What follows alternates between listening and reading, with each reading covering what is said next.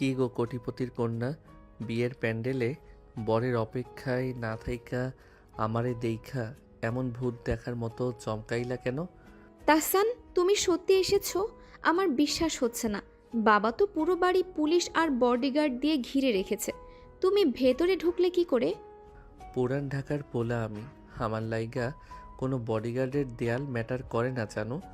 তোমার ওই হবু বর আইফোন মার্কা সাইমন রে ডিগাইয়া আমি তোমারে লইয়া যাইতে আইছি। কিন্তু তাহসান, আমার খুব ভয় করছে। যদি আমরা ধরা পড়ে যাই, বাবা কিন্তু তোমাকে আস্ত রাখবে না। দূর বেটি, ভয়ের কি আছে? তোমার এই লাল বেনারসিতে তোমারে যা মারাত্মক লাগতেছে না, আমার তো এখনই মন চাইতেছে কাজী ডাইকা কবুল বইলা ফেলি। কিন্তু সময় নাই, এখন আমাগো জানালার কাছ দিয়া উইরা পালাইতে হইব। তুমি সব সময় ফাজলামি করো। এই গয়না আর ভারী শাড়ি পরে আমি জানালা দিয়ে নামবো কি করে?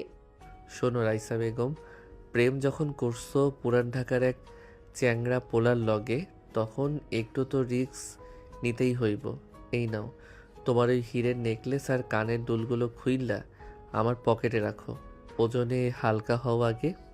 হাত কাঁপছে আমার, তুমিই খুলে দাও না প্লিজ। নিঝুম রাতের নিস্তব্ধতা ভেঙে একটা অভিজাত ফ্ল্যাটের 3 তলায় সাজানো ঘরে তখন চাপা উত্তেজনার পারদ চড়চড় করে উপরে উঠছে। চারিদিকে বিয়ের সানাইয়ের সুর বাজছে ঠিকই, কিন্তু কনের সাজে বসে থাকা রাইসার মনের ভেতর তখন চলছে কালবৈশাখী ঝড়। পরনে লাল বেনারসি, গা ভর্তি গয়না, আর চোখে মুখে রাজ্যের আতঙ্ক। ঠিক তখনই জানালার কাজ গলে ঘরের ভেতর নিঃশব্দে ল্যান্ড করলো তাহসান। তার পরনে একটা জিন্স আর টি শার্ট, পায়ে স্নিকার্স। তাহসানের ঠোঁটের কোণে সেই চিরচেনা ফাজিল মার্কা হাসি। রাইসা চমকে উঠে নিজের মুখ চেপে ধরল। তাহসান ড্যাম কেয়ার স্টাইলে নিজের জ্যাকেটটা ঠিক করে রাইসার দিকে এগিয়ে গেল। তাহসান রাইসার খুব কাছে এগিয়ে গেল। তার কাঁপা কাঁপা হাত দুটো রাইসার গলার ভারী নেকলেসের লকটাই ঠেকল। স্পর্শটা লাগতেই রাইসার সারা শরীরে এক অদ্ভুত শিহরণ বয়ে গেল। তাহসান খুব আলতো করে নেকলেসটা খুলে নিজের পকেটে পুরল। রাইসার চোখের দিকে তাকিয়ে তাহসানের মুখের ফাজিল ভাবটা 1 সেকেন্ডের জন্য মিলিয়ে গেল। সেখানে এক গভীর মায়া ফুটে উঠল। তাহসান রাইসার কপালে নিজের হাতটা ছোঁয়ালো। একদম চিন্তা কইরো না রাইসা, যতক্ষণ এই তাহসানের শ্বাসের শেষ বিন্দু আছে, তোমারে ওই আইফোন সাইমনের হাতে আমি পড়তে দিব না। তুমি জাস্ট আমার হাতটা শক্ত কইরা ধইরা রাখো। আমি তোমাকে বিশ্বাস করি তাহসান, সারা জীবন এভাবেই থেকো। ঠিক তখনই ঘরের দরজার বাইরে হুলস্থুল আওয়াজ শোনা গেল। অনেক মানুষের পায়ের আওয়াজ আর চেঁচামেচিতে পুরো করিডোর কেঁপে উঠল। তাহসান আর রাইসা দুজনেই দরজার দিকে তাকালো। বাইরে রাইসার বাবা এম এ গফুর সাহেব, হবুবর সাইমন আর রাইসার খালা শাইলা বেগম দাঁড়িয়ে চিৎকার করছেন। সাইমন বাবা, তুমি একটু শান্ত হও। রাইসা হয়তো ভেতরে মেকআপ ঠিক করছে। মেয়ে মানুষের সাজগোজ করতে একটু সময় লাগে। কিন্তু আঙ্কেল, 15 মিনিট ধরে দরজা বন্ধ কেন? ভিতরে কোনো সারা শব্দ নেই। আমার কেমন জানি সন্দেহ হচ্ছে ওই পুরান ঢাকায় ফালতু ছেলেটা আবার কোনো ঝামেলা করছে না তো? আরে সাইমন, তুমিও যেমন, রাইসা তো লক্ষ্মী মেয়ে, ও কখনো এই চ্যাংড়া ছেলের সাথে পালাবে না। আমি এখনই ডাকছি। রাইসা, ও রাইসা, দরজা খোল তো মা, বরের তর সইছে না। আঙ্কেল, আমি আর অপেক্ষা করতে পারছি না। বডিগার্ডদের বলুন দরজা ভেঙে ফেলতে। আমার সিক্স সেন্স বলছে ভেতরেই কিছু একটা গড়বড় আছে। বডিগার্ড, জলদি এসো। দরজাটা এক ধাক্কায় ভেঙে ফেলো তো। আমার মেয়ের যদি কিছু হয়, তোমাদের চাকরি আজই শেষ। বাইরে যখন দরজা ভাঙার তোড়জোড় চলছে, ঠিক তখন ঘরের ভেতরে তাহসান জানালার পর্দাটা ছিঁড়ে একটা শক্ত দড়ির মতো বানালো। সে জানালার গ্রিল গলে নিচে ঝুলিয়ে দিল ওটা। নিচে একটা মস্ত বড় আম গাছ, যার ডালপালা জানালার একদম কাছাকাছি চলে এসেছে। তাহসান রাইসার হাত ধরে টান দিল। জানো, বাইরে তো সাইমন মিয়া দরজা ভাঙার কসরত করতেছে। আমরা আর 1 সেকেন্ড থাকলে আমাকে বাসর ঘর এই রুমেই হইয়া যাইব, তবে পাবলিকের সামনে। জলদি এই পর্দা ধইরা নিচে নামো। আমি পারবো না তাহসান, নিচে তাকালে আমার মাথা ঘুরছে। পারতে হইব রাইসা। 1 2 3 বইলা লাভ দাও, ডালটা ধরো। তাহসান রাইসাকে কোমর ধরে জানালার বাইরে ঠেলে দিল। রাইসা ভয়ে চোখ বন্ধ করে জানালার পাশের আম গাছের মস্ত বড় ঢালটা আঁকড়ে ধরল।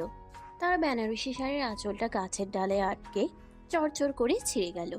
রাইসা নিচে তাকাতেই দেখল তাহসান ইতিমধ্যেই বানরের মতো চটপট করে নিচে নেমে দাঁড়িয়ে আছে আর তাকে ধরার জন্য হাত বাড়িয়ে দিয়েছে। নিচে ছাইরা দাও রাইসা, আমি আছি তো। পড়লে আমার উপর পড়বা। তোমার সাইজ ছোট, আমার হাড্ডি ভাঙবো না। রাইসা চোখ বন্ধ করে ডাল ছেড়ে দিল। সে সরাসরি এসে পড়ল তাহসানের বুকের উপর। তাহসান তাকে সামলাতে না পেরে পেছনের কাঁথার স্তূপের উপর ধপাস করে পড়ে গেল। রাইসার দামি বেনারসি আর তাহসানের টি শার্ট এখন পুরোটাই কাদায় মাখামাখি। ঠিক সেই মুহূর্তে 3 তলার ঘরের দরজা ভেঙে ভেতরে ঢুকলো গফুর সাহেব আর সাইমন। তারা জানালা দিয়ে নিচে তাকাতেই তাহসান আর রাইসাকে দেখতে পেল। ওরে শয়তান, ওই যে নিচে রাইসা ওই চোরের সাথে পালিয়ে যাচ্ছে। বডিগার্ডদের জলদি ছোট, ওদের ধরে ফেলো। সবার ইজ্জত সব শেষ। রাইসা, তুই ওই হাবাতের সাথে চলে গেলি? তোদের আমি পুলিশে দেব। ও মা, এ কি কাণ্ড! কোণে তো দেখি বেনারসি ছিঁড়ে কাদার মধ্যে গড়াগড়ি খাচ্ছে। সাইমন বাবা, তুমি নিচে যাও। তাহসান নিচ থেকে উপরের দিকে তাকিয়ে হাত নাড়ল। সে দাঁত কিলিয়ে একগাল হাসল। সাইমন ভাই, বউ তো চললো পুরান ঢাকায় বিরিয়ানি খাইতে। আপনি প্যান্ডেলে গিয়া মিষ্টিগুলো একলা একলাই খাইয়া নিয়েন। টাটা। তাহসান রাইসার হাত ধরে টান দিয়ে দৌড় শুরু করলো। পেছনের গেট দিয়ে তখন 4-5 জন বিশালদেহী বডিগার্ড লাঠি আর টর্চ নিয়ে তাদের তাড়া করছে। বিয়ে বাড়ির আলো ঝলমলে গেট পেরিয়ে তারা মেন রাস্তায় এসে পড়ল। পেছনের বডিগার্ডরা চিৎকার করতে করতে আসছে। ওই দাঁড়া, তোদের কাজ মেরেই ফেলবো। স্যারের মেয়েকে কোথায় নিয়ে যাচ্ছিস? জলদি গাড়ি বের কর, ওরা মেন রোডের দিকে গেছে। তাহসান আর রাইসা হাঁপাচ্ছে। রাইসা ভারী শাড়ি আর কাদা নিয়ে ঠিকমতো দৌড়াতে পারছে না। এমন সময় রাস্তার মোড়ে একটা পুরনো লাল রঙের মারুতি গাড়ি স্টার্ট বন্ধ অবস্থায় দাঁড়িয়েছিল। গাড়ির ড্রাইভার সিটে এক মোটা ভদ্রলোক বসে চশমা মুছছিলেন। তাহসান 1 সেকেন্ডও চিন্তা না করে গাড়ির পেছনের দরজাটা ঝটকা টানে খুলে রাইসাকে ভিতরে ধাক্কা দিয়ে ঢুকিয়ে দিল। তারপর সে নিজে ড্রাইভারের পাশের সিটে এসে বসে পড়ল। ওস্তাদ, গাড়ি স্টার্ট দেন জলদি, পেছনে জমদুদ আসতেছে। আরে আপনারা কারা? আমার গাড়িতে উঠলেন কেন? নামুন বলছি। তাহসান পকেট থেকে একটা বড় ছুরি বের করে ড্রাইভারের পেটের কাছে ধরে। ওস্তাদ, ফালতু কথা কম কন। যান বাঁচাইতে চাইলে এক্সেলেটরে চাপ দেন, না হলে আপনার এই ভুঁড়ি আজ এখানেই পাংচার কইরা দিব। ওরে বাবারে, ডাকাত বাঁচাও! ঠিক আছে ভাই, গাড়ি চালাচ্ছি, ছুরিটা সরান। গাড়িটা এক ঝটকা স্টার্ট নিয়ে বিকট শব্দ করে ধোঁয়া উড়িয়ে টান দিল। বডিগার্ডরা গাড়ির পেছনে ছুটেও ধরতে পারল না। তারা রাস্তার মাঝখানে দাঁড়িয়ে হাঁপাতে লাগলো আর রাগে লাথি মারতে লাগলো বাতাসে। গাড়িটা দ্রুত গতিতে গুলশানের রাস্তা পেরিয়ে মগবাজারের দিকে চলে এলো। গাড়ির ভেতরে রাইসা পেছনের সিটে বসে কাঁপছে আর নিজের ছেঁড়া শাড়িটা ঠিক করার চেষ্টা করছে। তাহসান ড্রাইভারের দিকে তাকিয়ে ছুরিটা পকেটে রেখে আবার হাসলো। ওস্তাদ, আপনার ড্রাইভিং তো হেব্বি, জাস্ট ফাটাফাটি। এই নেন 500 টাকা, আমাগো ওই সামনের রেস্টুরেন্টের সামনে নামাইয়া দেন। ভাই, টাকা লাগবে না, আপনারা নামলেই আমি বাসি। এমন জামাই বউয়ের ক্যাসেল আমি জীবনে দেখিনি। গাড়িটা একটা বড় চাইনিজ রেস্টুরেন্টের সামনে এসে থামলো। তাহসান আর রাইসা গাড়ি থেকে নেমে পড়ল। রেস্টুরেন্টের ঝলমলে আলোর নিচে এসে রাইসা নিজেকে দেখল। তার বেনারসি ছেঁড়া, সারা গায়ে কাদা, চুলগুলো উস্কো খুস্কো, কিন্তু তার চোখে এখন এক অদ্ভুত এক্সাইটমেন্ট। সে এক বড় বিপদ থেকে বেঁচে এসেছে। কিন্তু পরক্ষণেই তার মনে হলো তার বাবার কথা, তার সাজানো জীবনের কথা। সে একটু চিন্তিত হয়ে পড়ল। তাহসান, আমরা তো চলে এলাম, কিন্তু বাবা যদি পুলিশে খবর দেয়? আমার খুব টেনশন হচ্ছে, বাড়ির জন্য খারাপও লাগছে একটু। আরে জানো গফুর সাহেব, নিজের ইজ্জতের ভয়ে পুলিশে দেব না, আর দিলেও এই তাহসান থাকতে তোমার কোনো ক্ষতি হইতে দিব না। তুমি জাস্ট রিল্যাক্স করো। এখন বলো, তোমার এই কোটিপতির পেটে কি ইঁদুর দৌড়াদৌড়ি করতেছে না? হ্যাঁ তাহসান, খুব ক্ষুধা লেগেছে। সকাল থেকে বিয়ে বাড়ির ধকল, কিচ্ছু খাওয়া হয়নি। চলো তাইলে আজ এই রেস্টুরেন্ট উড়াইয়া খাই, বিলের চিন্তা পরে, আগে পেট পূজা। তারা দুজনে রেস্টুরেন্টের ভিতরে ঢুকলো। রেস্টুরেন্টের ওয়েটাররা তাদের এই কাদামাখা পোশাক আর অদ্ভুত সাজ দেখে ভ্রুকুচকে তাকালো, কিন্তু তাহসানের দাপুটে চাহনি দেখে কেউ কিছু বলার সাহস পেল না। তারা একটা কর্নারের টেবিলে গিয়ে বসলো।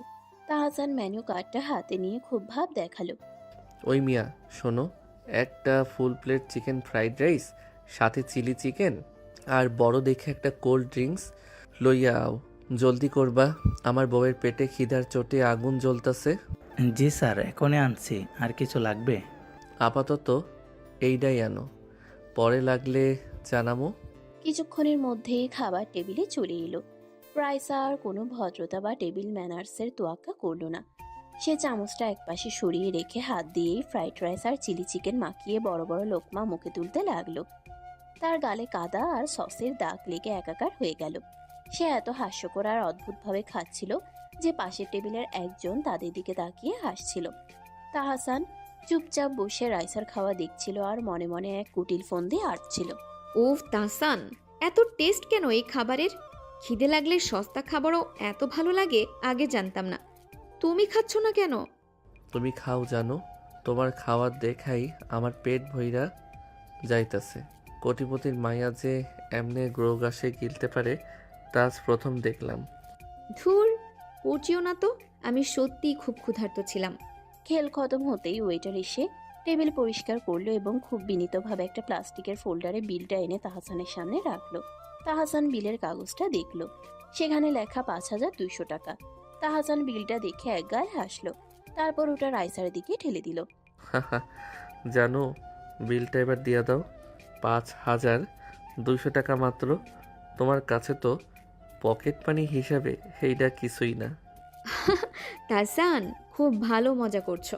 আমার ব্যাগ পার্স সব তো ওই রুমে ফেলে এসেছি, আমি টাকা দেবো কি করে? তুমি দাও এবার। আমি মজা করতেছি না রাইসা, বিলটা তুমি দিবা।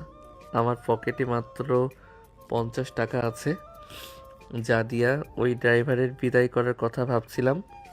ধুর, মজা করো না তো, মানুষ দেখছে। তোমার পকেটে টাকা নেই মানে কি? তুমি আমাকে নিয়ে পালালে আর ওয়ালেট আনোনি? বিলটা দাও এখন। আমি একদমই মজা করতেছি না রাইসা, 5,000 টাকা বিল আসছে।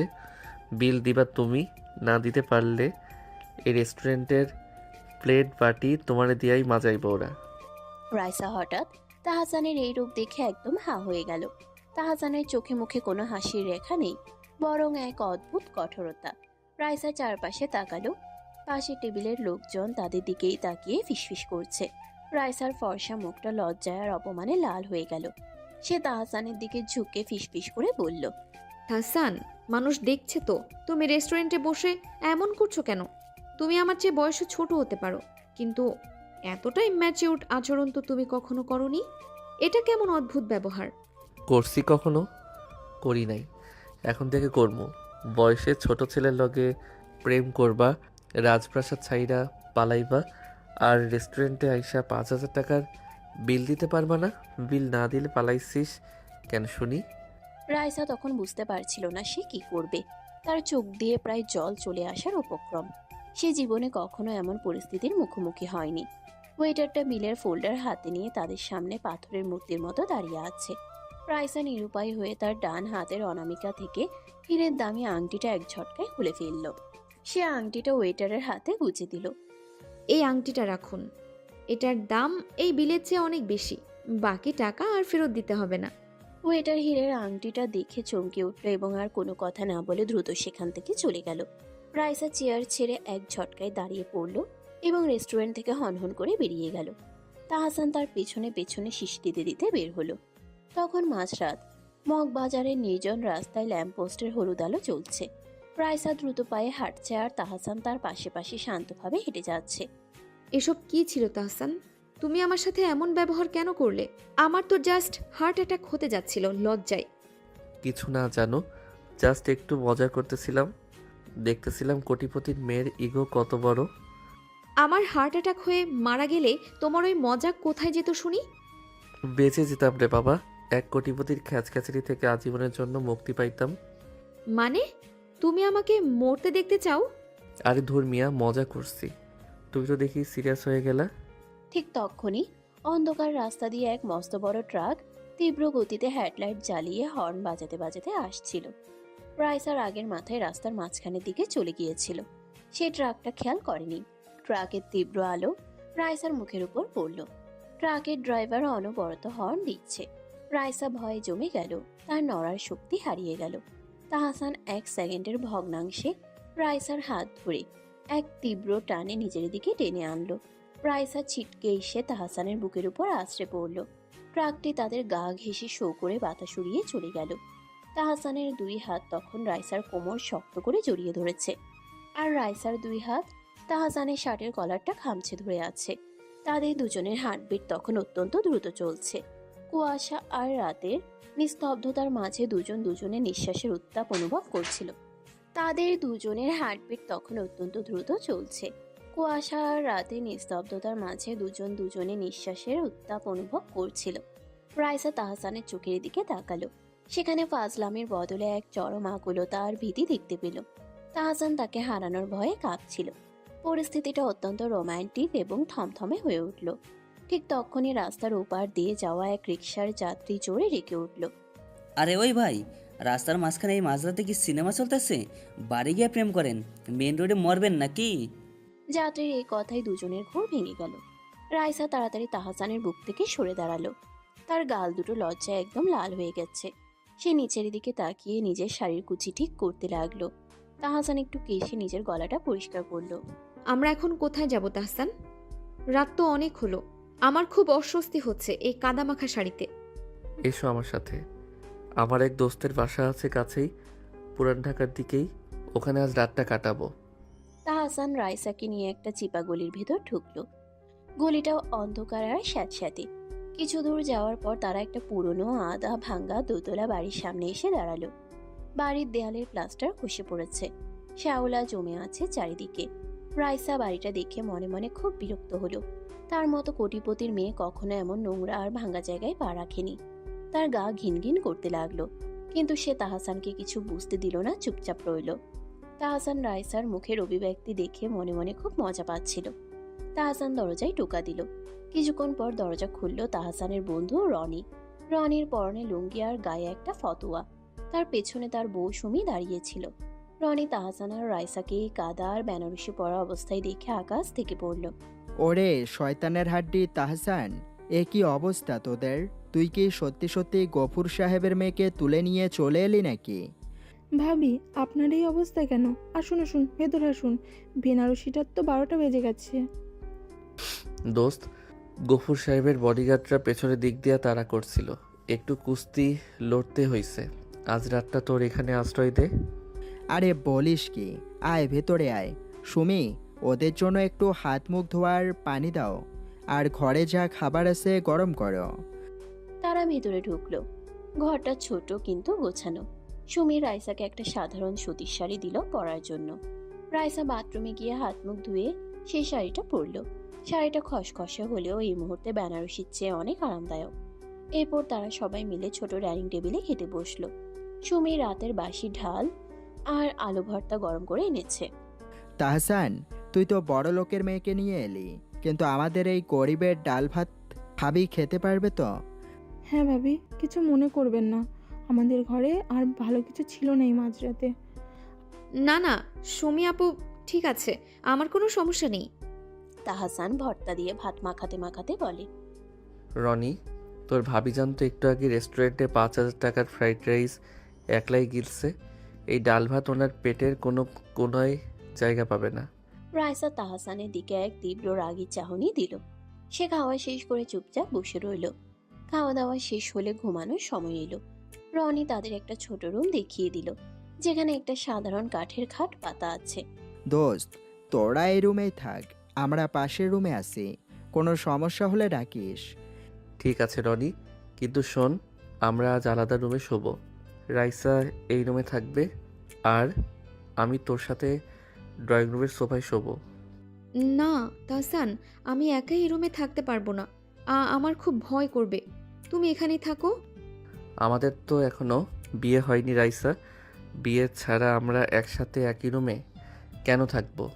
সমাজ কি বলবে? তোমার ইজ্জত বড় নাকি আমার সোফায় শোয়া বড়? বিয়ে হোক, তারপর একসাথে থাকা যাবে। তাহসান রাইসার কোনো কথা না শুনেই ঘর থেকে বেরিয়ে গেল এবং রনিকে নিয়ে ড্রয়িং রুমের দিকে চলে গেল। রাইসা দরজার কাছে দাঁড়িয়ে হা করে তাকিয়ে রইল। তার মনে হলো তাহসানের আচরণ কেমন জানি অদ্ভুত এবং রহস্যময়। সে কখনো তাহসানকে এতটা নীতিবান বা গম্ভীর হতে দেখেনি।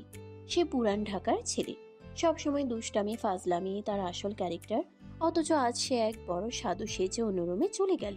রাইসা ঘরের দরজাটা ভেতর থেকে লক করে দিল। রুমটা খুব ছোট, দেয়ালে একটা পুরনো ফ্যান ঘুরছে ক্যাচর ক্যাচর শব্দ করে। জানালার বাইরে একটা আম গাছের পাতা বাতাসে নড়ছে, যার ছায়া দেয়ালে পড়ে এক ভয়ঙ্কর ভূতের মতো আকৃতি তৈরি করছে। রাইসা বিছানায় শুয়ে পড়ল, কিন্তু তার চোখে ঘুম নেই। তার খুব ভয় করতে লাগলো। প্রতিটা ছোট শব্দে সে চমকে উঠছিল। হঠাৎ জানালার বাইরে একটা বিড়াল বিকট শব্দে ডেকে উঠল, আর একটা বড় ছায়া জানালার কাচের উপর এসে পড়ল। রাইসা আর নিজের ভয় ধরে রাখতে পারল না। সে বিছানা থেকে লাফিয়ে উঠে এক তীব্র চিৎকার দিল। ওরে বাবারে, বাঁচাও! তাহসান, জলদি এসো, ভূত!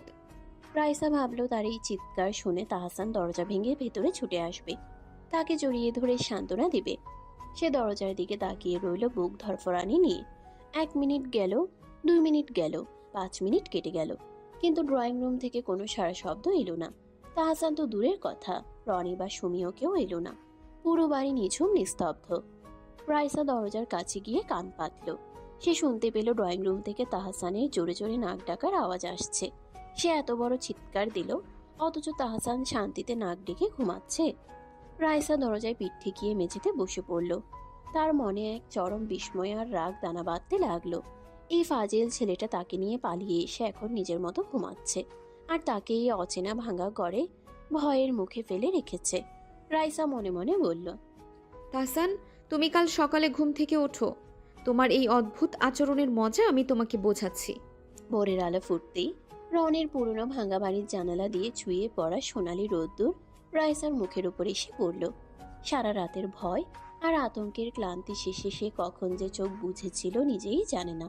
ধরফর করে বিছানায় উঠে বসে সে দেখল ঘরটা একদম শান্ত। দরজা খুলে বাইরে আসতেই একটা চমৎকার সুগন্ধ তার নাকে এলো। ডাইনিং টেবিলে রনি আর সুমি বসে আছে, আর তাহসান একটা খবরের কাগজ উল্টে পাল্টে দেখছে। তার মুখে সেই একই রকম উদাসীন ভাব। আসুন ভাবি, বসুন। গরম গরম খিচুড়ি আর ডিম ভাজি করেছি। কাল রাতে তো ঠিকমতো খাওয়াই হলো না আপনার। হ্যাঁ রে রাইসা, মুখ হাত ধুয়ে নাও। তাহসান তো সকাল থেকে একদম চুপচাপ, কি যে ভাবছে ওই জানে। ভাবুম আবার কি, খিদের চোটে পেটের ভিতর বিশ্বযুদ্ধ চলতেছে। জানো, জলদি বসো, খিচুড়ি ঠান্ডা হইলে ভালো লাগবো না। রাইসা হাত মুখ ধুয়ে টেবিলে এসে বসলো। খিচুড়ির প্লেটটা সামনে নিতেই সে তাহসানের দিকে তাকালো। তাহসান খুব স্বাভাবিকভাবে খাচ্ছে, যেন কাল রাতের কোনো ঘটনাই ঘটেনি। রাইসা চামচটা নাড়াচাড়া করতে করতে একটু গম্ভীর গলায় বলল, তাহসান, এখন তো সকাল হয়ে গেছে। এবার বলো, আমরা কখন বিয়ে করব? আমি আর দেরি করতে চাই না, আজই কাজী অফিসে যাব। এত তারা কিসের রাইসা বেগম? বিয়ে তো হইবই, একটু জিরাও, রিল্যাক্স করো। মাত্র তো পালাইয়া আসলা, এখনই কাজী অফিসের লাইগা লাফাইতেছো কেন? আরে তাহসান, মেয়েটা ঠিকই বলছে। বিয়েটা হয়ে গেলে অন্তত একটা আইনি ভিত্তি থাকে। গফুর সাহেব তখন আর চাইলেও কিছু করতে পারবে না। হ্যাঁ ভাবি, চলো আমরা হ্যাঁ ভাইয়া, চলো আমরা সবাই একসাথে যাই। আমি আর রনিও তোমাদের সাথে যাব, সাক্ষী লাগবে তো। আচ্ছা বাবা, আচ্ছা। তোমরা যখন এত ধরাধরি করতেছো, তখন আজই শুভ কাজটা সাইরা ফেলি। রনি, তোর এলাকার কাজী সাহেবের একটা ফোন দে। নাস্তা শেষ করে তারা চারজন রনির বাসা থেকে বের হলো। ঢাকার চিপা গলি পেরিয়ে মেন রাস্তায় এসে একটা রিক্সা নিল। রাইসা আর তাহসান একটা রিক্সায়, আর রনি সুমি আরেকটায়। কিছুক্ষণের মধ্যেই তারা এলাকার পুরনো কাজী অফিসের সামনে এসে পৌঁছালো। অফিসের ভেতরে তখন কাজী সাহেব বড় একটা খাতা খুলে চশমা চোখে দিয়ে বসে আছেন। তাহসানের চেনা আরো 2টি মেয়ে, যারা রনির প্রতিবেশী, তারাও সেখানে সাক্ষী হিসেবে আগে থেকেই উপস্থিত ছিল। তা বাবা, তোমরা তো পালিয়ে এসেছো বুঝলাম। বয়স ঠিক আছে তো দুজনের? খাতাপত্র সব ঠিক আছে?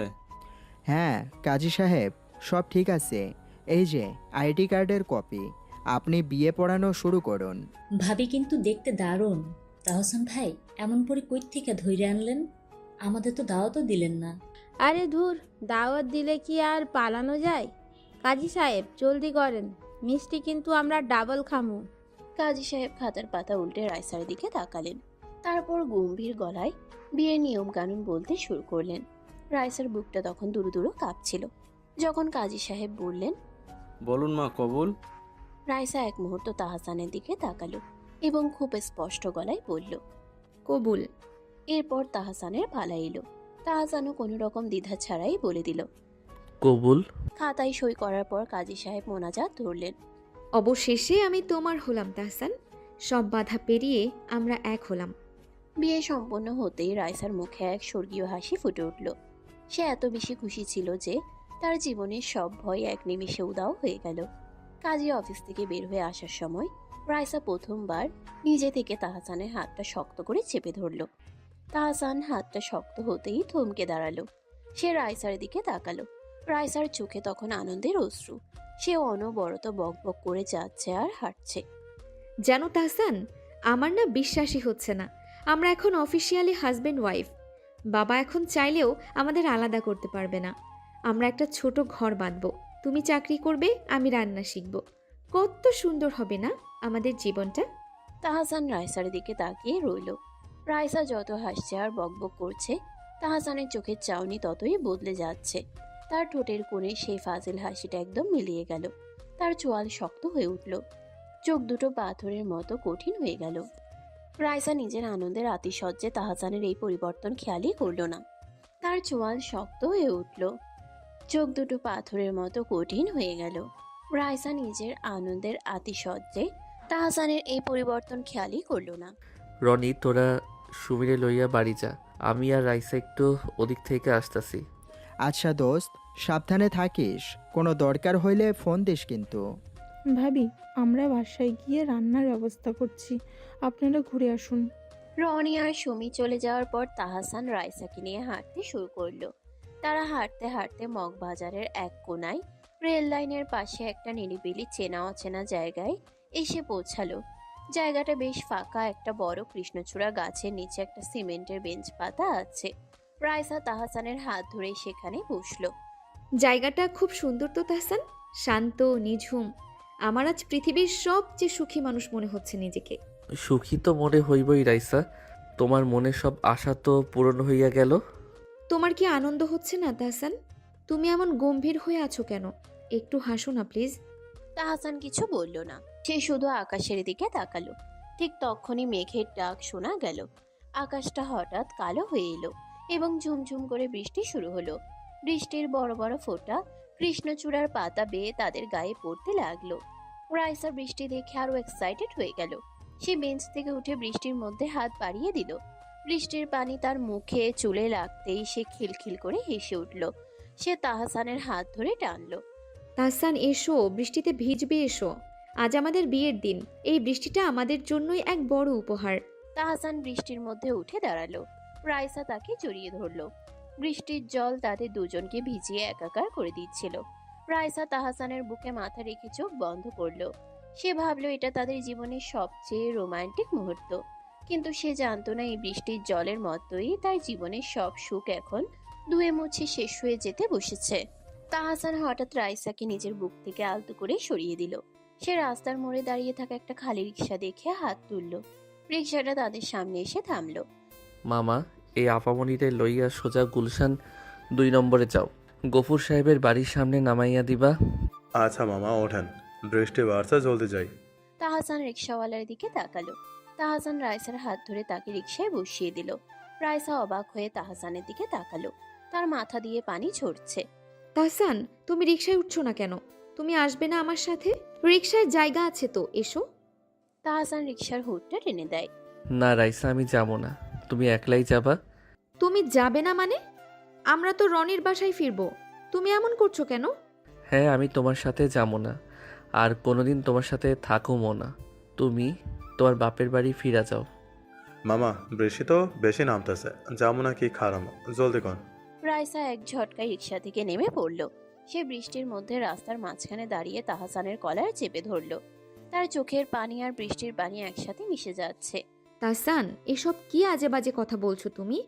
আজ আমাদের বিয়ে হয়েছে আর তুমি আমাকে বাপের বাড়ি ফিরে যেতে বলছো? তুমি আমার সাথে থাকবে না মানে কি? আমাকে পরিষ্কার করে বলো। তাহসান রাইসার হাত দুটো নিজের কলার থেকে ঝটকা মেরে সরিয়ে দিল। তার চোখে এখন কোনো দয়া বা মায়া নেই, শুধু এক তীব্র হিংস্রতা আর ঘৃণা। পরিষ্কার কইরা শুনতে চাও রাইসা? তবে শোনো, মনে আছে ঋতুর কথা? নামটা চেনা চেনা লাগে। রাইসা নামটা শুনেই একদম থমকে গেল, তার মুখটা ফ্যাকাশে হয়ে গেল। সে স্তব্ধ হয়ে তাহসানের দিকে তাকিয়ে রইল। হ্যাঁ, হয়ে গেলা কেন? ঋতু ছিল আমার আপন ছোট বোন, আমার একমাত্র বোন। তোমার ওই লম্পট ভাই রাইহান আমার বোনটারে প্রেমের ফাঁদে ফালাইয়া শেষ কইরা দিছে। ওরে প্রেগনেন্ট বানাইয়া বিয়া করুম বইলা দিনের পর দিন ব্যবহার করছে। তারপর যখন আমার বোন বিয়ার কথা বলল, তোমার ভাই ওরে লাথি মাইরা বের কইরা দিল। বলল ওই বাচ্চা নাকি আমার বোনের অন্য কোনো কাস্টমারের। আমার বোনটা এই অপমান সহ্য করতে না পাইরা ফ্যানের লগে ঝুইলা আত্মহত্যা করছে। রাইসা কেঁদে ফেলে, দুই হাত দিয়ে কান চেপে ধরে। অবস্থা বেগতিক দেখে রিক্সাওয়ালা চলে যায়। না তাহসান, আমি এসব কিছু জানতাম না। আমি সত্যি জানতাম না। আমি শুধু জানতাম ভাইয়ের একটা গার্লফ্রেন্ড ছিল, যার সাথে ব্রেকআপ হয়ে গেছে। ভাইয়া বলেছিল মেয়েটার ক্যারেক্টার ভালো ছিল না। ক্যারেক্টার ভালো ছিল না কারণ আমরা গরিব ছিলাম। তোমার ওই জালিম বাপ গফুর সাহেবও এই পাপের মধ্যে সামিল ছিল। সে সব জানতো। সে আমার বোন রে টাকা দিয়া মুখ বন্ধ করতে চাইছিল, হুমকি দিছিল পুলিশ দিয়া গুম করার। তোমরা বড় লোক, তোমাদের ইজ্জত বড়, আর আমার বোনের জীবনটা কুত্তার চেয়েও সস্তা ছিল। তোমার বাপ ভাই মিলে আমার পরিবারটারে শ্মশান বানাইয়া দিছে। তাহসান প্লিজ এমন বলো না। ভাইয়ার পাপের শাস্তি তুমি আমাকে কেন দিচ্ছ? আমি তো তোমাকে মন থেকে ভালোবেসেছি। রাইসা মেঝেতে হাঁটু গেড়ে বসে পড়ে অঝরে কাঁদতে থাকে। তাহসান নিচুর দিকে তাকিয়ে পাথরের মতো গলায় বলে, ভালোবাসা? ধুর মিয়া, তোমার লগে দেখা হওয়া, কথা বলা, প্রেম করা সব ছিল আমার সাজানো নাটক। আমি শুধু প্রতিশোধ নিতে তোমারে আমার প্রেমের জালে ফাঁসাইছি। আমি দেখতে চাইছিলাম কোটিপতির মেয়ে যখন বিয়ার আসর থেকে এক হাবাতে পোলার লগে পালায়, তখন গফুর সাহেবের ইজ্জত কই যায়। এখন তুমি যখন কলঙ্কিত হইয়া তোমার বাপের বাড়ি ফিরবা, তখন তোমার বাপ আর ভাই বুঝবো ইজ্জত যাওয়ার জ্বালা কেমন। তাহসান তুমি অভিনয় করছিলে। এতদিনের সব হাসি, সব কথা, সব রোমান্স, একটুও কি ভালোবাসা ছিল না এর মধ্যে? একটা বিন্দুও না। রাইসা তাহসানের পা জড়িয়ে ধরে। তাহসান নিজের পা এক টানে সরিয়ে নিয়ে বলে, না, এক ফোঁটাও ভালোবাসা ছিল না, সব ছিল অভিনয়। আমার মিশন সাকসেসফুল। তোমার কপালে এখন এই চোরের বউয়ের সিল পইরা গেছে। যাও এখন বাপের বাড়ি গিয়া কান্দো। তাহসান আর এক মুহূর্তও সেখানে দাঁড়ালো না। সে ছাতা ছাড়াই বৃষ্টির মধ্যে হনহন করে হেঁটে চলে গেল। রাইসা মগ বাজারের ওই নির্জন রাস্তায় বৃষ্টির পানির মধ্যে একলা বসে কাঁদতে লাগলো। তার মনে হলো তার চারপাশের পুরো পৃথিবীটা এক সেকেন্ডে তছনছ হয়ে গেছে। সে বৃষ্টির দিকে তাকিয়ে নিজের অতীত দিনগুলোর কথা কল্পনা করতে লাগলো, যেখানে সবকিছু কত সুন্দর ছিল। 6 মাস আগে রাইসা আর তাহসানের প্রথম দেখা হয়েছিল ঢাকার এক নামী শপিং মলে। রাইসা তখন বান্ধবীদের সাথে শপিং করছিল। তাহসান তখন তার বন্ধুদের সাথে মলে এসে ফালতু ঘুরে বেড়াচ্ছিল আর মেয়েদের দিকে তাকিয়ে কমেন্ট করছিল। রাইসা একটা দামি পার্স পছন্দ করে কাউন্টারে বিল দিতে যাবে, ঠিক তখন তাহসান পেছন থেকে এসে রাইসার হাত থেকে পার্সটা টেনে নিয়েছিল। ওরে ওস্তাদ, এই ব্যাগটা তো আমার আম্মার লাইগা একদম পারফেক্ট। আপা আপনি অন্য একটা দেখেন, এইটা আমি লমু। Excuse me, what is this? আপনি আমার হাত থেকে ব্যাগ টেনে নিলেন কোন সাহসে? চিনেন আমাকে? চিনার কি আছে? আপনি একজন মানুষ, আমিও একজন মানুষ। তবে পার্থক্য হইল আপনার পকেটে টাকা আছে আর আমার পকেটে হাওয়া আছে। সেলসম্যান ভাই, এই ব্যাগটা প্যাক করে বিলে এই আপা দিব। রাইসা, দেখছিস কি ফাজিল ছেলে। চল সিকিউরিটি গার্ডকে ডাকি, একে মল থেকে ঘাড় ধরে বের করে দেবে। হা হা হা, সিকিউরিটি ডাকবেন? ডাকেন। ওগো লগে আমার ডেইলি মোলাকাত হয়। ওরা আমারে দেখলে স্যালুট মারে, কারণ আমি ওগো চায়ের পয়সা দিই। রাইসা সেবার রেগে মেগে শপিং মল থেকে বেরিয়ে গিয়েছিল, কিন্তু তাহসান সেখানেই দমে যায়নি। সে রাইসার পিছু নেওয়া শুরু করলো।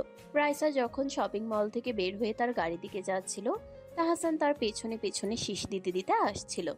রাইসা গাড়িতে উঠে বসার পরও তাহসান জানালার কাজ নক করছিল। আপনার সমস্যা কি বলুন তো? কেন আমার পিছু নিচ্ছেন? পুলিশে দেব আপনাকে?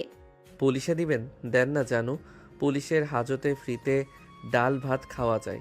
এই বাজারে ওটাও তো লাভ। আমি জাস্ট আপনার এই সুন্দর ফেসটা আরেকবার দেখতে আসছিলাম। রাইসা নিজের মনেই হেসে ফেলেছিল ছেলেটার ফাজলামি দেখে। এর কিছুদিন পর রাইসা যখন তার বাড়ির কাছের রাস্তায় হাঁটছিল, তখন হঠাৎ রাইসার বাবা গফুর সাহেব তার গাড়ি নিয়ে ওই রাস্তা দিয়েই যাচ্ছিলেন। গফুর সাহেব গাড়ি থেকে রাইসাকে এক ছেলের সাথে কথা বলতে দেখে রেগে গাড়ি থামালেন।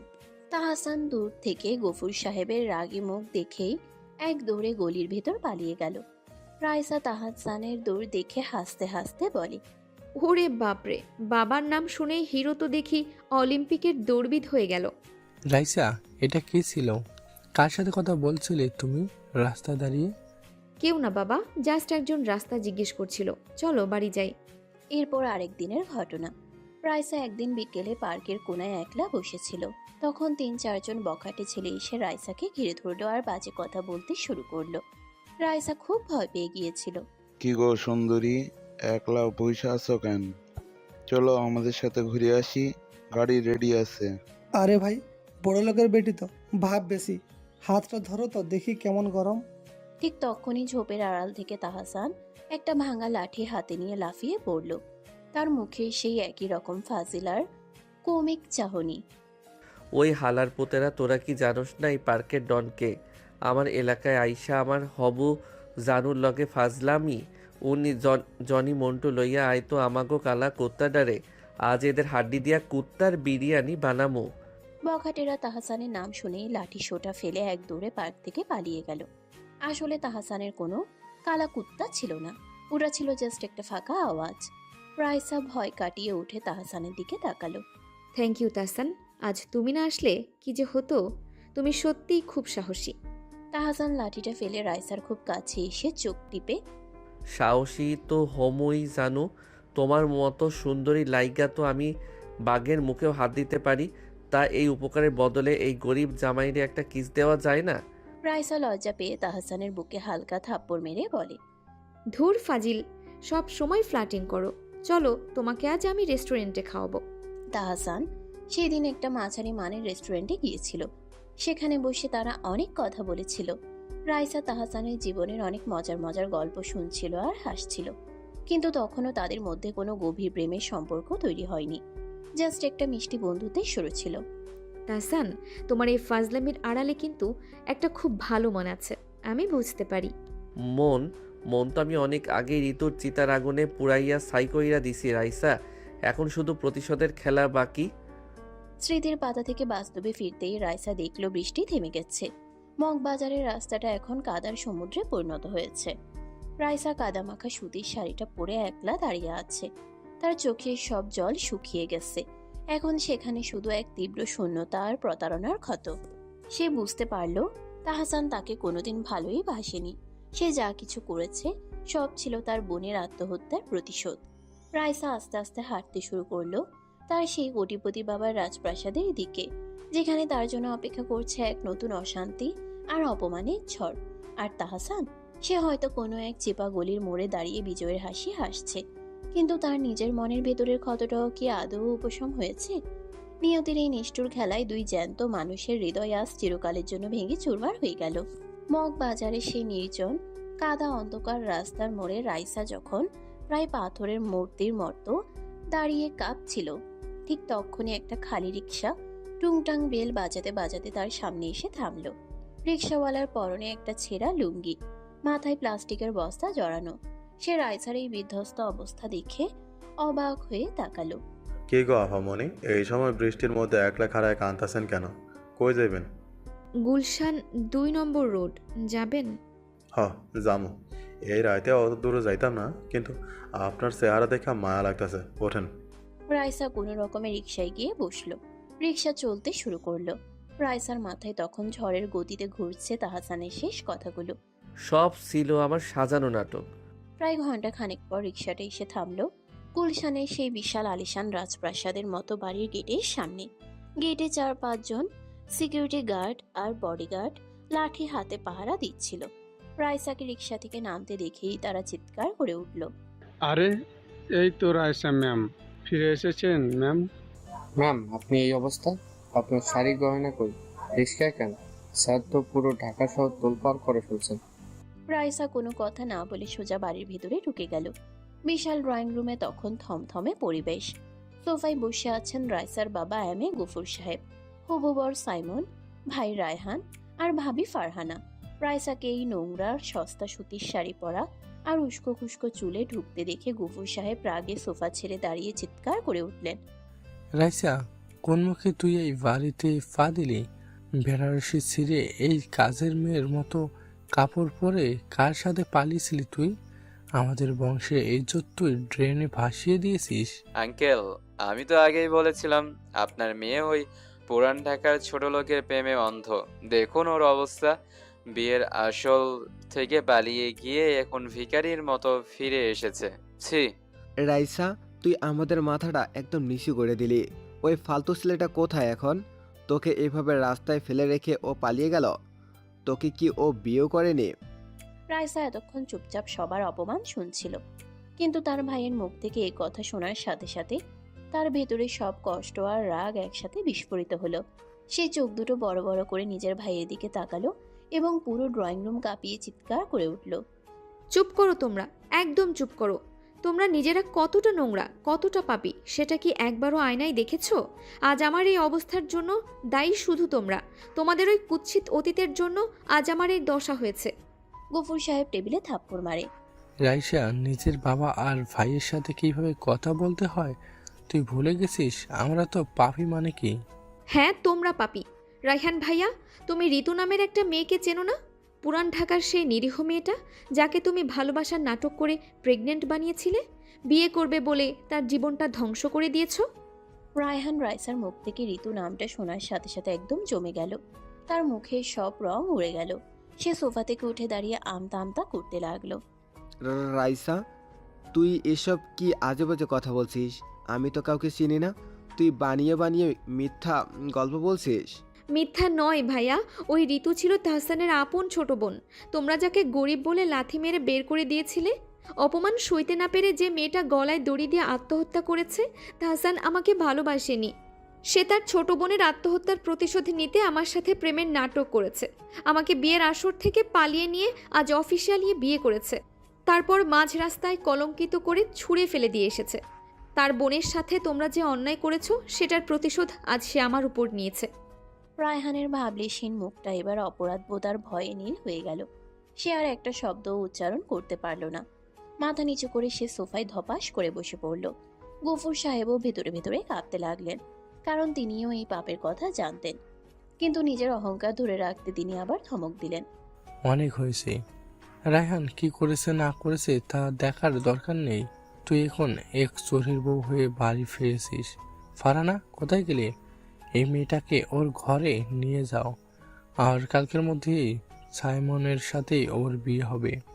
মাফ করবেন আঙ্কেল, এই কাদা মাখা অন্য ছেলের সাথে রাত কাটানো মেয়েকে আমি আর বিয়ে করতে পারবো না। আমার স্ট্যাটাস আছে, আমি চললাম। সাইমন রাগ করে বাড়ি থেকে বেরিয়ে গেল।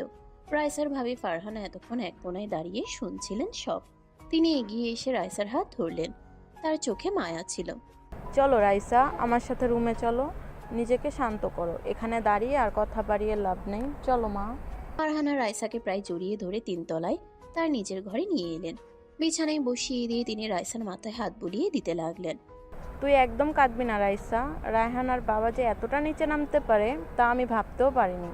একটা মেয়ের জীবন নষ্ট করার শাস্তি যে এভাবে তোকে পেতে হবে, এটা সত্যিই অন্যায়। তুই একটু ঘুমানোর চেষ্টা কর।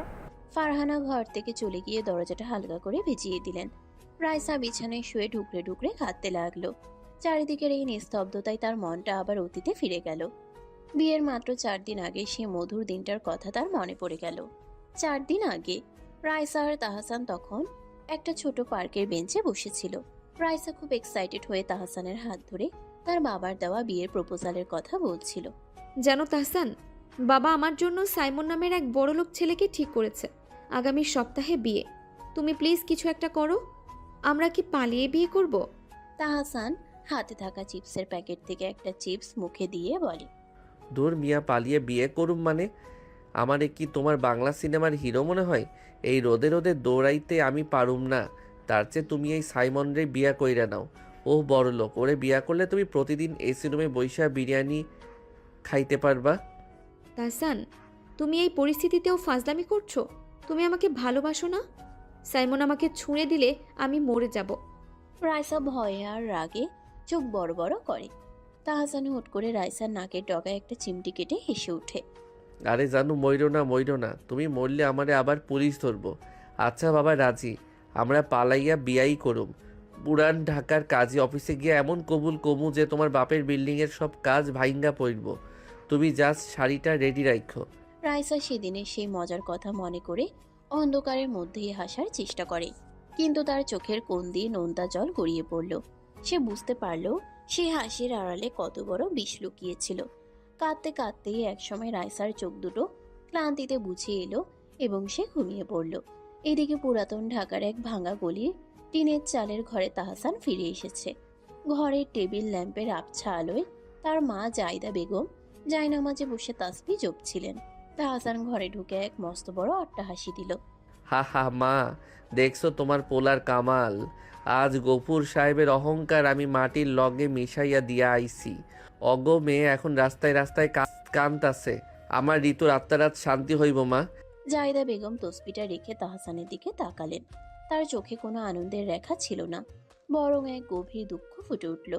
তিনি উঠে এসে তাহসানের মুখোমুখি দাঁড়ালেন। তুই এইটা কি করলি তাহসান? তুই প্রতিশোধের নামে একটা নিষ্পাপ মেয়ের জীবনটা নষ্ট করে দিলি।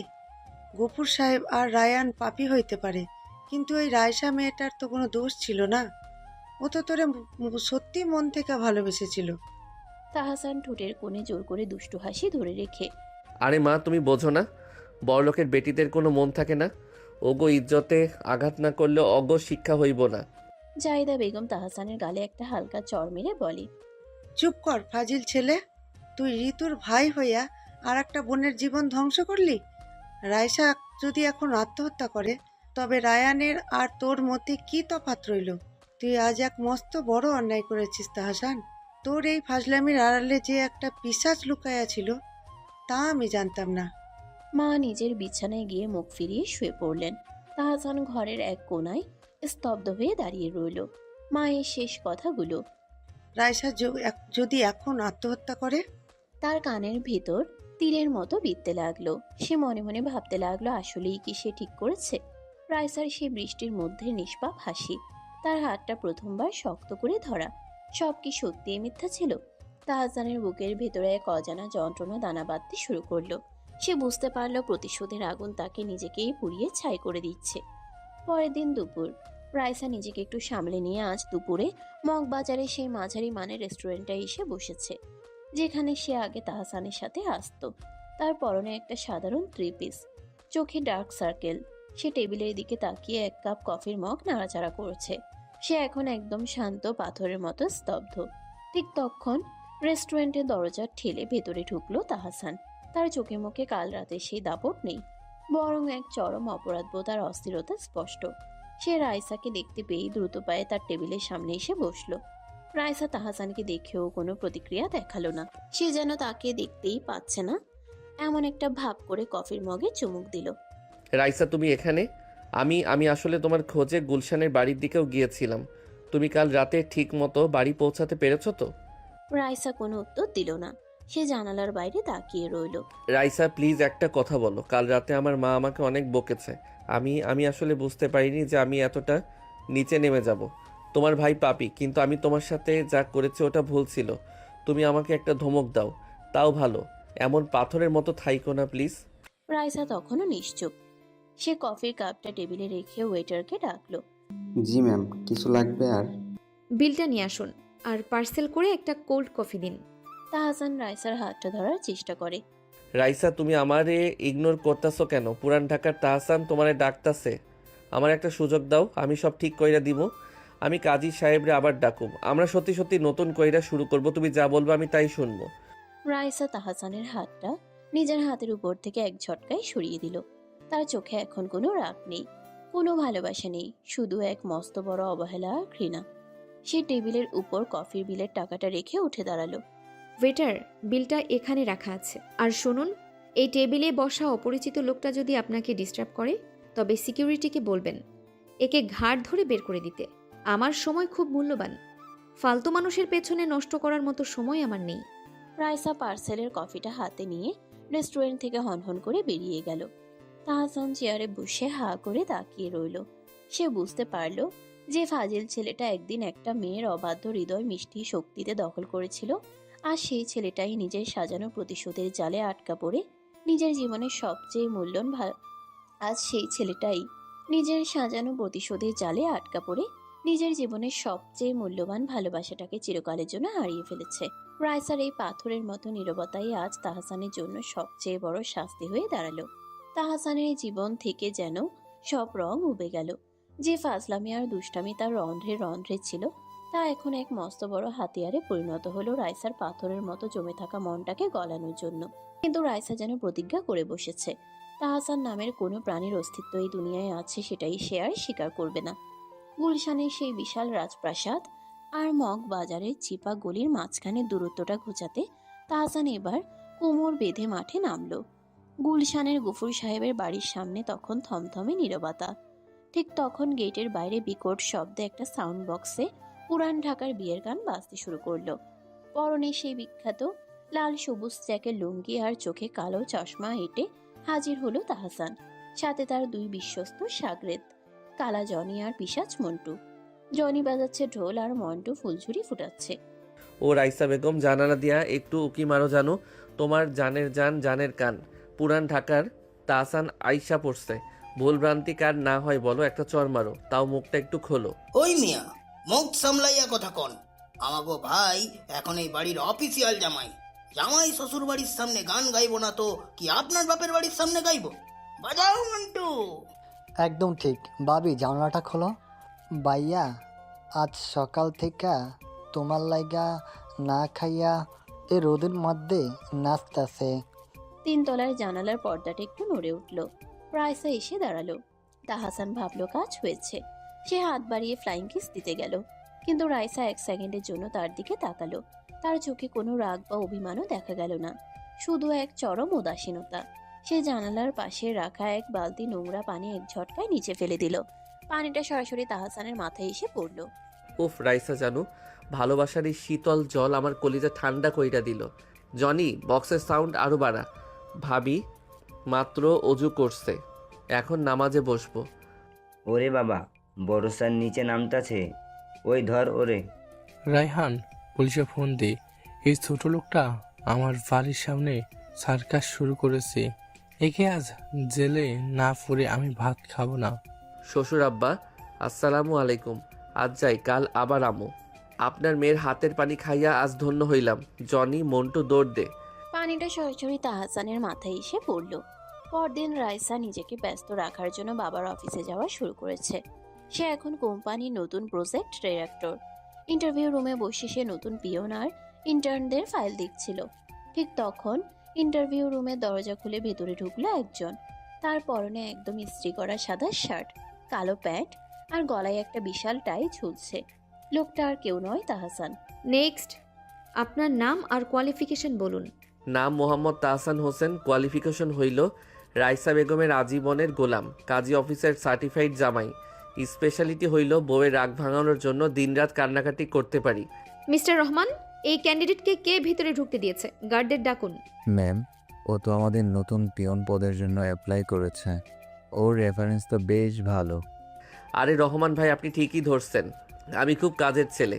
ম্যামের কফি বানানো থেকে শুরু করে ওনার চারপাশের মাছি তাড়ানো, সব কাজ আমি ফ্রিতে করুম। জাস্ট ম্যাম যেন আমার দিকে একটু হাসি মুখে তাকায়। তাহসান, তুমি কি চাও আমি এখনই সিকিউরিটিকে বলে তোমাকে পুলিশে দিই? আমার সামনে থেকে দূর হও, আমি তোমাকে চিনি না। রাইসা, তুমি আমারে পুলিশে দাও, ফাঁসি দাও, আমার কোনো আপত্তি নাই, কিন্তু ওই অচেনা মানুষের মতো চাউনি দিও না। ওটা আমার কলেজায় তীরের মতো বিধে। আমি ফাইজলামি করতাছি না রাইসা, আমি সত্যি অনুতপ্ত। রাইসা তাহসানের এই আকুলতা দেখেও নিজের মন শক্ত রাখলো। সে বেল চেপে মেন সিকিউরিটিকে ডাকলো। 3-4 জন বডিগার্ড এসে তাহসানের 2 হাত ধরে টেনে হিস্ট্রে রুম থেকে বের করতে লাগলো। যাওয়ার সময়ও তাহসান টেবিল আঁকড়ে ধরে চিল্লাতে লাগলো। ও রহমান ভাই, ম্যামরে একটু বোঝান। জামাইরে কেউ এমনি অফিস থেকে বের করে? রাইসা, আমি লাঞ্চের সময় আবার আসুম তোমার পছন্দের পুরান ঢাকার বাকরখানি লইয়া। বিকেলের দিকে রাইসা তার ভাবি ফারহানার সাথে শপিং মলে এসেছে। ফারহানা রাইসার মন ভালো করার জন্য তাকে জোর করে নিয়ে এসেছে। রাইসা একটা কাপড়ের দোকানে দাঁড়িয়ে আছে আর ফারহানা কাপড় দেখছে। ঠিক তখন দোকানের ট্রায়াল রুমে দরজা খুলে বের হলো একজন সেলসম্যান। তার মাথায় একটা অদ্ভুত টুপি আর হাতে একটা ঝালমুড়ির ঠোঙ্গা। তাহসান এখানেও সেলসম্যানের চাকরি নিয়ে ঢুকে পড়েছে। আপা, এই নীল শাড়িটা আমার ভাবি জানরে যা লাগবো না, একদম ডানা কাটা পরি। আর সাথে এই যে স্পেশাল পুরান ঢাকার ঝালমুড়ি, এটা খাইলে ওনার মনে সব মেঘ 1 সেকেন্ডে হাওয়া হয়া যাইব। আরে তাহসান, তুমি এখানেও চলে এসেছো? তুমি তো দেখি আস্ত একটা জাদুকর। ভাবি, তুমি ওর সাথে হাসছো? ও একটা প্রতারক। ও এই দোকানে থাকলে আমি 1 সেকেন্ডও এখানে দাঁড়াবো না। রাইসা দোকান থেকে বের হতে যাবে, ঠিক তখন মলের করিডোরে দেখা হয়ে গেল রাইসার ভাই রায়হানের সাথে। রায়হান তার বন্ধুদের সাথে শপিং মলে আড্ডা দিচ্ছিল। তাহসানকে দেখিয়ে রায়হানের চোখ মুখ রাগে লাল হয়ে গেল। ওরে ছোট লোকের বাচ্চা, তুই আবার আমার বোনের পেছনে লেগেছিস। কাল রাতে তোকে ছেড়ে দিয়ে ভুল করেছি, আজ তোকে এই মলের ভেতরেই পিটিয়ে সোজা করব। হ্যাঁ রায়হান, এই শালা তো সেই চ্যাংরাটা। চল ওরে সিকিউরিটির রুমে নিয়ে ধুলাই দেই। রায়হান ভাই, গাইড জোর দেখায়েন না। কাল রাতে বোন ঋতুর নাম শুনে যেমনে সোফায় ধপাস কইরা পইরা গেছিলেন, আজকে এই মলের মেঝেতে পড়তে চান? আপনার সব কীর্তি কিন্তু আমার মোবাইলে রেকর্ড করা আছে, পাবলিকে দেখাবো নাকি? কিছু না, চল এখান থেকে। এই শালার মাথা নষ্ট, চল। রায়হান তার বন্ধুদের নিয়ে দ্রুত সেখান থেকে পালিয়ে গেল। তাহসান এবার রাইসার দিকে তাকালো। রাইসা এতক্ষণ তাদের ঝগড়া দেখছিল। তার চোখে এক মুহূর্তের জন্য যেন একটু স্বস্তি দেখা গেল যে তাহসান তার লম্পট ভাইকে উচিত শিক্ষা দিয়েছে, কিন্তু পরক্ষণেই সে আবার পাথর হয়ে গেল। সন্ধ্যা নেমে এলো। হঠাৎ করে ঢাকার আকাশে আবার কালো মেঘ জমল এবং ঝুমঝুম করে বৃষ্টি শুরু হলো। রাইসা আর ফারহানা শপিং মল থেকে বের হয়ে তাদের দামি গাড়িতে এসে বসলো। গাড়ি চলতে শুরু করলো। গুলশানের মোড়ে আসতেই জ্যামে গাড়িটা থেমে গেল। রাইসা জানালার কাছ দিয়ে বাইরে তাকালো। রাস্তার ঠিক মাঝখানে ল্যাম্প পোস্টের নিচে দাঁড়িয়ে আছে তাহসান। তার হাতে কোনো ছাতা নেই। ঝুম বৃষ্টিতে সে পুরো ভিজে একাকার হয়ে গেছে। তার গায়ের শার্টটা শরীরের সাথে সেটে গেছে। তাহসান দুই কান ধরে রাস্তার মাঝখানে দাঁড়িয়ে রাইসার গাড়ির দিকে তাকিয়ে আছে। তার চোখে কোনো ফায়সলামি নেই, শুধু এক করুণ আকুতি। রাইসা দেখ ছেলেটার দিকে, ও কিন্তু সত্যি তোকে ভালোবাসে। প্রতিশোধের নেশায় ও একটা ভুল করে ফেলেছিল, কিন্তু এখনও নিজের ভুলটা বুঝতে পেরেছে। এতটা কষ্ট করে কোনো অভিনয় করা মানুষও অভিনয় করতে পারে না, ওরে মাফ করা যায় না। না ভাবি, যে ভালোবাসার ভিত্তি ছিল প্রতারণা, যে আমাকে ব্যবহার করেছে শুধু প্রতিশোধের গুটি হিসেবে, তাকে আমি কখনো মাফ করতে পারবো না। ও মরলেও আমার কিছু যায় আসে না। ড্রাইভার, গাড়ি জোরে চালাও। গাড়িটা জ্যাম কাটিয়ে তীব্র গতিতে তাহসানকে পাশ কাটিয়ে চলে গেল। তাহসান বৃষ্টির মধ্যে কান ধরে ওভাবেই দাঁড়িয়ে রইল। তার চোখ দিয়ে বৃষ্টির পানির সাথে নোনতা জল মিশে গড়িয়ে পড়তে লাগলো। সে বুঝতে পারল রাইসার এই চরম অভিমান আর নীরবতা ভাঙানো কোনো ফাজলামি বা দুষ্টামি দিয়ে সম্ভব নয়। এই অবাধ্য হৃদয়টাকে আবার জয় করতে হলে তাকে নিজের জীবন বাজি রাখতে হবে। তাহসানের পাগলামির ডিগ্রি দিন দিন যেন জ্যামিতিক হারে বাড়তে লাগলো। রাইসার মনতা ভাঙতে সে এবার পা বাড়ালো চরম সাইকোগিরি আর হাই ভোল্টেজ রোম্যান্সের দিকে।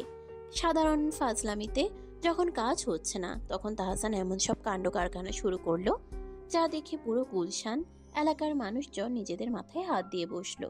কিন্তু রাইসা কড়া নজরদারিতে রাখছিল নিজের মনকে। সে ভিতরে ভিতরে গলছিল। তাহসানের এক একটা অদ্ভুত কাণ্ড দেখে ঘরের একা কোনায় বসে বালিশে মুখ গুজে খিলখিল করে হাসত, কিন্তু বাইরে এসে আবার সে পাষাণ মুক্তি। এক রাতে গুলশানের পুরো এলাকায় হঠাৎ করে বিদ্যুৎ চলে গেল। রাইসা তার ঘরের বারান্দায় এসে দাঁড়ালো একটু বাতাসের আশায়। ঠিক তখনই সে দেখলো তাদের বাড়ির সামনের মেন রাস্তার পিচ ঢালা মেঝের উপর জ্বলন্ত মোমবাতি দিয়ে বিশাল করে লেখা, রাইসা, আই অ্যাম সরি। আর সেই জ্বলন্ত অক্ষরের ঠিক মাঝখানে একটা প্লাস্টিকের মোড়া পেতে বসে আছে তাহসান। তার এক হাতে একটা গিটার আর অন্য হাতে একটা মস্ত বড় মশার ব্যাট। সে মশা মারছে আর গিটারের তারে টুংটাং আওয়াজ করছে। ও রাইসা বেগম, কারেন্ট তো গেছে গা। তোমার মনের কারেন্টটা কি একটু অন হইব না? এই দেখো, গুলশানের মশক বাহিনীর লগে যুদ্ধ কইরা আমি তোমার লাইগা বইসা আছি। তুমি একটাবার হাসো, আমি মশার কামড় খাইয়া আজ এখানেই শহীদ হয়া যামো। ওই পিচ্ছি, রাস্তার মাঝখানে মোমবাতি জ্বালায়, এটা কি পাগলামি শুরু করেছিস? ভরসার সামন সাহেবের লগে ফোনে কথা কইতাছে, তারে দেখলে পুলিশ ডাকে। ওই মিয়া, মুখ সামলাইয়া কথা কন। আমাগো ভাই এখানে নিজের রক্ত দিয়া মোমবাতি জ্বালাইছে, মশা মারতাছে। পুলিশ ডাকলে পুলিশও আমাগো ভাইয়ের প্রেম দেখা কাইন্দা দিব। হ, একদম ঠিক। বাবি, জাস্ট একটা বার হাত নাড়ো, বাইরে মশা কামড়ায় ফুটবলের মতো ফুলাই ফেলাইলো। রাইসা বারান্দার গ্রিল ধরে দাঁড়িয়ে নিচে তাকালো। ল্যাম্পপোস্টের আবছা আলো আর মোমবাতির আলোয় তাহসানের মুখটা দেখা যাচ্ছিল। সে সত্যিই মশার কামড়ে অস্থির, কিন্তু তার চোখ দুটো রাইসার জানালার দিকেই স্থির। রাইসার ঠোঁটের কোণে এক চিলতে মিষ্টি হাসি ফুটে উঠল। সে মনে মনে বলল, উফ, ছেলেটা আসলে একটা পাগল, আস্ত একটা সাইকো। কিন্তু পরক্ষণেই সে নিজের হাসি লুকিয়ে মুখটা গম্ভীর করে আবার ঘরের ভেতর চলে গেল।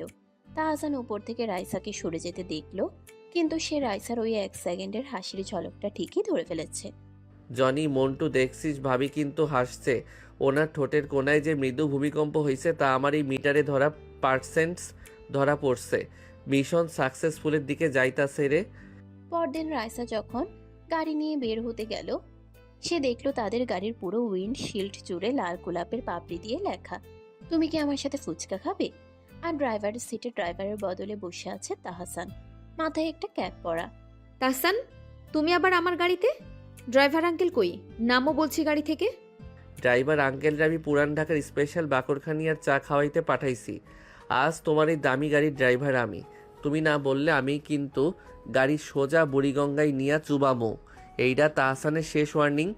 রাইসা, ও তো আসলেই সাইকো হয়ে গেছে রে। চল না, ও যখন এত করে বলছে আজ ফুচকা খেয়ে আসি।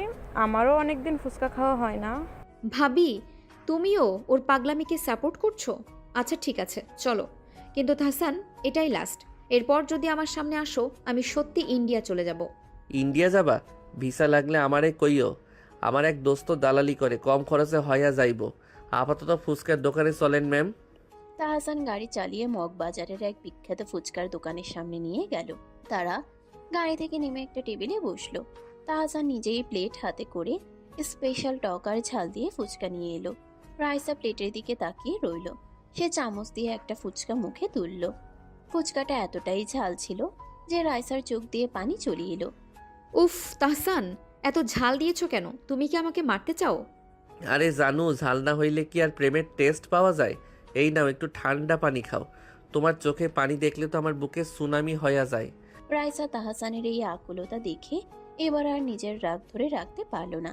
তাহসানের হাতের ছোঁয়া আর তার চোখের সেই চেনা মায়া দেখে রাইসার ভিতরে সব অভিমানের দেয়াল এক নিমিষে ভেঙে চুরমার হয়ে গেল। সে হুট করে গিয়ে কেঁদে ফেলল এবং তাহসানের শার্টের হাতাটা শক্ত করে ধরে ফেলল। তুমি এত খারাপ কেন তাহসান? কেন আমাকে এত কষ্ট দিলে? আমি তো তোমাকে সত্যিই ভালোবেসেছিলাম। তুমি এভাবে প্রতিশোধ নিলে আমার উপর? আমি ভুল করছি রাইসা। প্রতিশোধের নেশায় আমি অন্ধ হইয়া গেছিলাম, কিন্তু তোমারে কষ্ট দিয়া আমি নিজে 1 সেকেন্ডও শান্তিতে ঘুমাতে পারি নাই। আমার মা আমারে বাড়ি থেকে বের করে দিছে।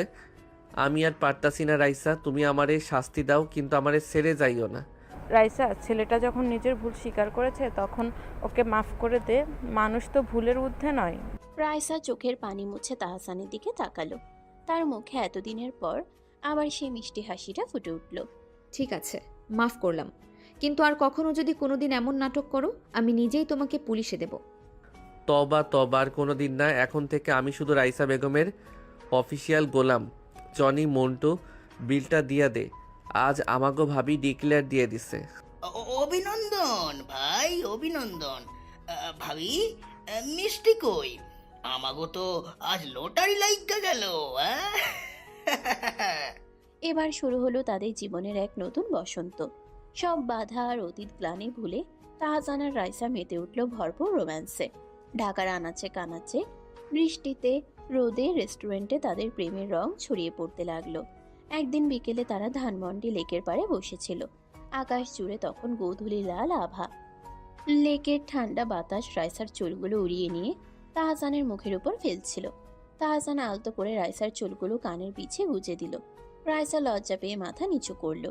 জানো রাইসা, তোমার এই ফর্সা গালে যখন বিকেলে রোদটা পড়ে না, তোমারে একদম রাজকন্যা লাগে। আমার বিশ্বাসই হয় না যে এই পুরান ঢাকার চ্যাংড়া পোলার কপালে এত বড় লটারি আছে। লটারি আমি পেয়েছি তাহসান। তোমার মতো একটা পাগল যে আমার জীবনে এসেছে, এটাই আমার সবচেয়ে বড় ভাগ্য। তুমি সবসময় আমার এই হাতটা এভাবে ধরে রাখবে তো? তাহসান রাইসার হাতটা নিজের ঠোঁটের কাছে নিয়ে এক গভীর চুমু খেলো। তার চোখের চাউনি তখন গভীর মায়ায় ভরা। এই হাত ছাড়া লাইগা ধরি নাই রাইসা। মৃত্যুর আগ পর্যন্ত এই হাত তাহসানের মুঠোতেই থাকবো। ঠিক তখনই লেকের ওপার থেকে ঝুমঝুম করে বৃষ্টি নামলো। অন্য সব কাপলরা যখন ছাতা খুলে বা সিঁড়ির নিচে দৌড়াচ্ছিল, তাহসান রাইসার হাত ধরে লেকের পাড়েই দাঁড়িয়ে রইল। বৃষ্টির বড় বড় ফোঁটা তাদের শরীর ভিজিয়ে দিতে লাগলো। রাইসা বৃষ্টিতে ভিজতে ভিজতে তাহসানের দিকে তাকিয়ে হাসছিল। তাহসান রাইসাকে কোমর ধরে নিজের খুব কাছে টেনে আনলো। রাইসার ভেজা শাড়ি আর তাহসানের ভেজা শার্টের মাঝখানে দূরত্বটা একদম মুছে গেল। তাহসান রাইসার কপালে নিজের ঠোঁট ছোঁয়ালো। তারপর আস্তে আস্তে তার ঠোঁট দুটো নেমে এলো রাইসার গালে। রাইসা চোখ বন্ধ করে তাহসানের বুকের ভেতর নিজেকে সঁপে দিল। বৃষ্টির জলের শব্দের মাঝে শুধু শোনা হচ্ছিল তাদের দুজনে দ্রুত চলা হার্টবিট। তাহসান, মানুষ দেখছে তো, ছাড়ো না প্লিজ। দেখতে দাও, দুনিয়ার সব মানুষ দেখুক যে কোটিপতির কন্যা আজ পুরান ঢাকার এক পোলার প্রেমে একদম হাবুডুবু খাইতাছে। আজ no rules, no restriction, just তুমি আর আমি। তাহসানের হাতের বাঁধন আরো শক্ত হয়ে উঠল। রাইসা নিজেকে সম্পূর্ণ সঁপে দিল সে নিবিড় আলিঙ্গনে। বৃষ্টির প্রতিটি ফোঁটা যেন তাদের দীর্ঘদিনের বিরহ আর কষ্টের আগুনকে শান্ত করছিল। তাহসানের ঠোঁট এবার রাইসার কাঁপতে থাকা ঠোঁটের উপর নেমে এলো। এক দীর্ঘ, গভীর ও তীব্র চুম্বনে তারা হারিয়ে গেল সমস্ত পৃথিবীর কোলাহল থেকে দূরে। রাইসার হাতের আঙ্গুলগুলো তাহসানের ভেজা চুলে বিলি কেটে দিচ্ছিল, আর তাহসানের তপ্ত নিঃশ্বাস রাইসার ঘাড়ের উপর আছড়ে পড়ছিল। এক চরম উত্তেজনাকর এবং তীব্র মাদকতায় ভরা রোমান্টিক আবহে চারপাশ যেন থমকে গেল। বৃষ্টির ধারার মাঝে তাদের মিলন এক নতুন কাব্যের জন্ম নিল। উফ তাহসান, তুমি আমাকে পাগল করে দেবে। আমি কখনো ভাবিনি তোমাকে এতটা ভালোবেসে ফেলবো। পাগল তো আমি অনেক আগেই হইছি জানো। এখন তোমারেও আমার মতো সাইকো বানামো। এই বুকে আজীবন তোমারে এইভাবে আটকাইয়া রাখুম। কোনো বাপের সাধ্য নাই তোমারে আমার থাইকা কারা নিব। আমি শুধু তোমারই তাহসান, সারা জীবনের জন্য শুধু তোমার। বৃষ্টির ধারার মাঝে তাদের মিলন এক নতুন কাব্যের জন্ম দিল। তারা বৃষ্টির মাঝে একে অপরকে জড়িয়ে ধরে দাঁড়িয়ে রইল, যেন এই মুহূর্তটা চিরকালের জন্য থমকে গেছে। অতীতের সব মেঘ কেটে গিয়ে তাদের জীবনে এখন শুধু ভালোবাসার এক অন্তহীন বৃষ্টি ঝরে পড়ল। ধানমন্ডি লেকের বৃষ্টি ভেজা বিকেলের পর থেকে তাহসান আর রাইসার প্রেম যেন এক নতুন গতি পেল। তাদের প্রতিদিনের দেখা হওয়া, ঘোরাঘুরি আর দুষ্টুমি দিন দিন বাড়তেই লাগলো। পুরান ঢাকার চিপা গলি থেকে শুরু করে গুলশানের দামি দামি কফি শপ, সবখানেই তাদের অবাধ যাতায়াত। কিন্তু সুখের দিনগুলো কি আর এত সহজে স্থায়ী হতে চায়? বিশেষ করে যখন খলনায়ক হিসেবে থাকেন রাইসার বাবা এম এ গফুর সাহেব। এক রোদ ঝলমলে বিকেলে মগবাজারের এক গলির মোড়ে ফুচকার দোকানে বসেছিল তাহসান আর রাইসা। তাহসান নিজের স্বভাবসুলভ ভঙ্গিতে একটা ফুচকা হাতে নিয়ে রাইসার মুখের সামনে ধরে ফ্ল্যাট করছিল। জানো, এই যে স্পেশাল তেঁতুলের টক দেওয়া ফুচকাটা দেখতেছো, এইটা হইল আমার ভালোবাসার প্রতীক। হা করো তো দেখি, নিজের সুন্দর মুখটা একটু বড় করো। তাহসান, আসতে বলো, আশপাশের মানুষ দেখছে তো। তুমি সবসময় এমন কেন করো বলো তো? আরে দেখুক, দুনিয়ার মানুষ দেখুক যে পুরান ঢাকার তাহসান তার জানুর মুখে ফুচকা তুইলা দিতাছে। জনি দেখতো আমাগো ভাবিরে কেমন পরীর মতো লাগতাছে আজ। ওস্তাদ, ভাবিরে তো প্রতিদিনের চেয়েও আরো 20 গুণ বেশি সুন্দর লাগতেছে। আপনি জলদি বিয়ার ডেটটা ফিক্সড করেন। হ্যাঁ, আমাকেও তো খিদা লাগছে নাকি? একদম ঠিক ওস্তাদ, এবার বিয়েতে কিন্তু আমরা খাসির বিরিয়ানি খামু। বাবির বাপের কিন্তু অনেক টাকা, কোনো কিপটামি চলবো না। আচ্ছা মন্টু, এবার তোমাদের খাসির বিরিয়ানি আমি নিজেই রেঁধে খাওয়াবো, খুশি? ঠিক তখনই মেন রাস্তায় একটা বিকট ব্রেক চাপার শব্দ হলো। ধুলো উড়িয়ে দাঁড়িয়ে পড়ল গফুর সাহেবের বিশাল কালো রঙের ল্যান্ড ক্রুজার গাড়ি। গাড়ি থেকে নামলেন গফুর সাহেব, তার পেছনে 4 জন বিশাল আকৃতির বডিগার্ড। গফুর সাহেবের হাত কাঁপছিল রাগে, চোখ দুটো মনে হচ্ছিল আগুনের গোল্লা। রাইসা, তুই আবার এই ছোট লোকের সাথে রাস্তায় বসে নোংরামি করছিস? তোর সাহস তো কম না। রাইসা ফুচকার